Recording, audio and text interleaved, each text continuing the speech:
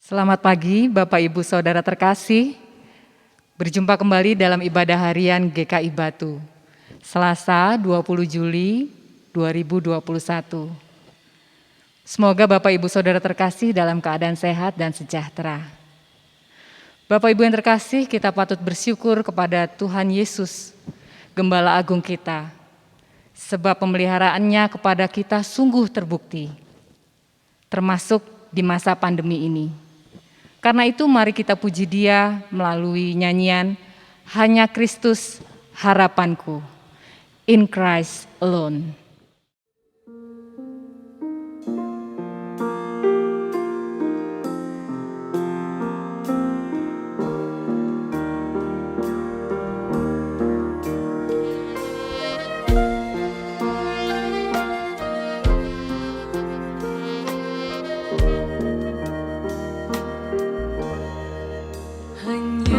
Kristus harapanku, Dia terang dan kuatku, batu penjuru yang teguh, di kala badai menderu, kasih dan damai-Nya besar, kalahkan takut dan gentar.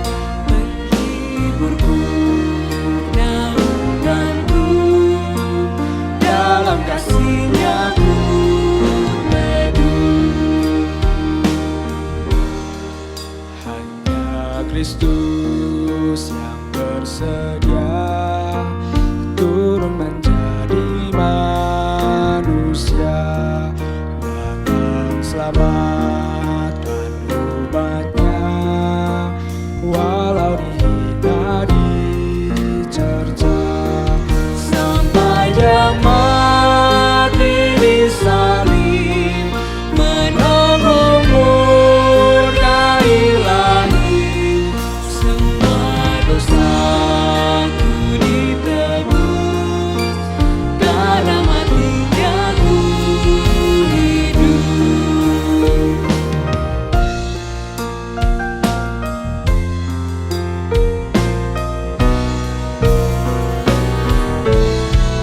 Dalam hidupku tak sesat, dalam hatiku tak gentar, kuasa-Nya tinggal dalamku, memandu hingga ajalku. Tiada yang dapat pisahkan ku dari tangan kasih-Nya, hingga Dia panggilku pulang, dalam kuasa-Nya ku teguh.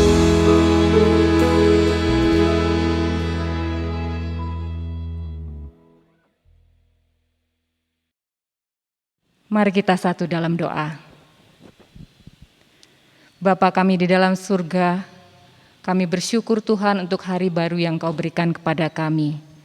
Kami akan mendengarkan kebenaran sabda-Mu Tuhan, kiranya Engkau memperlengkapi kami, memberikan kami hikmat, agar kami boleh mengerti akan firman yang Engkau berikan kepada kami. Berkati Bapak Pendeta Dwi Santoso yang akan menyampaikan kebenaran sabda-Mu Tuhan. Kiranya firman yang disampaikan boleh menguatkan setiap kami, menjadi berkat bagi kami. Dalam nama Tuhan Yesus kami sudah berdoa. Amin. Bacaan firman Tuhan diambil dari Kisah Para Rasul 20, ayat 22 sampai 24 dan ayat 28. Tetapi sekarang sebagai tawanan roh, aku pergi ke Yerusalem dan aku tidak tahu apa yang akan terjadi atas diriku di situ. Selain daripada yang dinyatakan Roh Kudus dari kota ke kota kepadaku, bahwa penjara dan sengsara menunggu aku. Tetapi aku tidak menghiraukan nyawaku sedikit pun. Asal saja aku dapat mencapai garis akhir dan menyelesaikan pelayanan yang ditugaskan oleh Tuhan Yesus kepadaku untuk menjadi kesaksian tentang Injil kasih karunia Allah. Ayat 28. Karena itu jagalah dirimu dan jagalah seluruh kawanan, karena kamulah yang ditetapkan Roh Kudus menjadi penilik untuk menggembalakan jemaat Allah yang diperolehnya dengan darah anaknya sendiri. Amin. Bapak Ibu Saudara yang terkasih, saya membeli judul renungan kita pada hari ini yaitu Tak Patah Semangat. Saudara-saudara, di dalam kepemimpinan ada dua hal momen pidato yang ditunggu-tunggu oleh banyak orang. Yang pertama itu adalah pidato pelantikan. Nah, yang kedua adalah pidato perpisahan. Di dalam Alkitab ada contoh-contoh pidato yang dilakukan oleh tokoh-tokoh Alkitab. Misalnya Musa. Musa berpidato sebelum kematiannya kepada umat Israel. Musa memberikan nasihat kepada mereka agar mereka setia kepada Tuhan. Demikian juga Yosua. Sebelum ia berpisah dengan umat Israel, dia juga berpidato.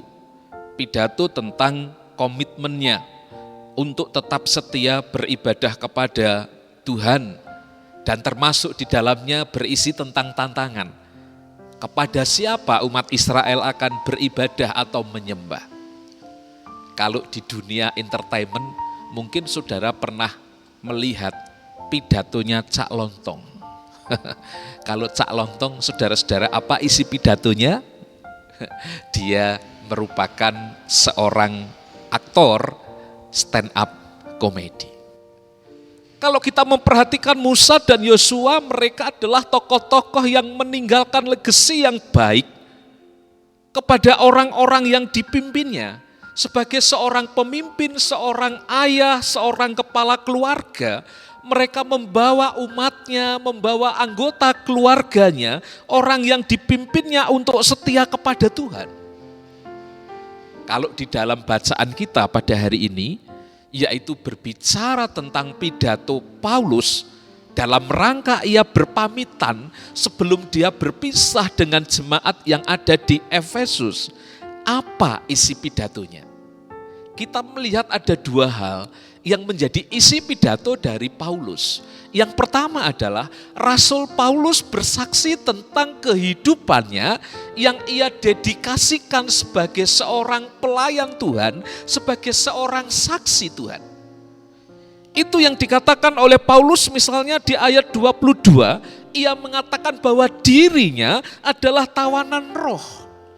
Ayat ini tidak menjelaskan bahwa kehidupan Paulus itu terkekang oleh Roh Kudus, bukan, terbelenggu oleh kuasa Roh Kudus sehingga menyebabkan dia menderita, bukan. Tetapi ayat ini menjelaskan bahwa hidupnya itu adalah hidup yang dipimpin, dipengaruhi, diintervensi, dikuasai oleh Roh Kudus. Sebagai seorang yang percaya kepada Kristus dengan sadar dan penuh sukarela, Paulus justru menyerahkan dirinya untuk menjadi tawanan Roh Kudus.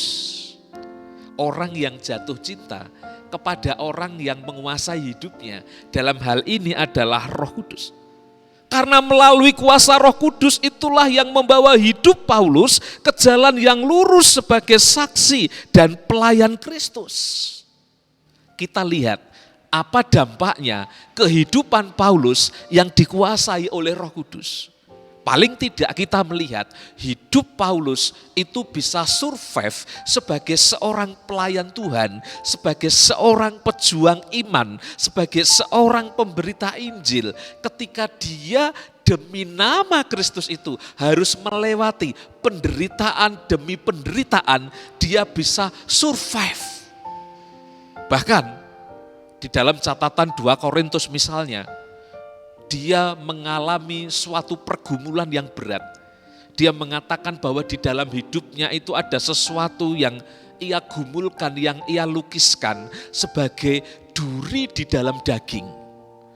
Dan dia sudah berdoa kepada Tuhan agar Tuhan mengangkat hal itu, tetapi nampaknya kuasa Tuhan lebih memampukan Paulus untuk mengatasi duri di dalam daging itu daripada mengangkat duri di dalam daging itu. Karena kemudian Paulus mengatakan dan meyakini bahwa kasih karunia Tuhan itu cukup baginya. Bayangkan saudara, dalam hidup, dalam diri kita, kalau secara literal aja ada duri di dalam daging kita. Jangankan duri ya Bapak Ibu, kalau tangan kita telusupen, tahu telusupen ya Bapak Ibu, ya kemasukan sesuatu barang yang kecil aja itu cukup mengganggu. Ya, apalagi ini duri di dalam daging. Karena itu di ayat 23 Paulus mendapatkan ilham dari Roh Kudus terhadap penderitaan sengsara yang ia akan alami di dalam penjara di dalam Yerusalem yang telah menanti itu tidak membuat Paulus itu berkecil hati. Penjara itu tidak membuatnya patah semangat, tetapi justru mendorongnya untuk semakin giat melayani menjelang waktunya ke Yerusalem itu semakin mendekat. Maka dari kisah itu memberi pelajaran kepada kita bahwa orang yang hidupnya dikuasai oleh Roh Kudus itu hidupnya tidak mudah patah semangat, tidak mudah kecil hati, tetapi justru semakin berapi-api, bekerja keras melayani Kristus sebagai saksi. Saudara-saudara, di ayat 24 sebagai pelari rohani, Paulus melihat bahwa garis akhir, garis finish itu sudah dia lihat dengan jelas. Dan hal itu yang mendorongnya berlari begitu rupa untuk mencapai garis akhir itu. Artinya apa? Artinya tujuan akhir hidup orang percaya kepada Kristus itu pasti. Di dalam Kristus, semua orang percaya kepadanya yang setia sampai akhir mencapai garis finish akan memperoleh mahkota kemenangan yang disediakan oleh Kristus. Karenanya setinggi apapun halang rintang itu tidak membuat Paulus patah semangat. Ia tetap bergiat melayani untuk menjadi berkat.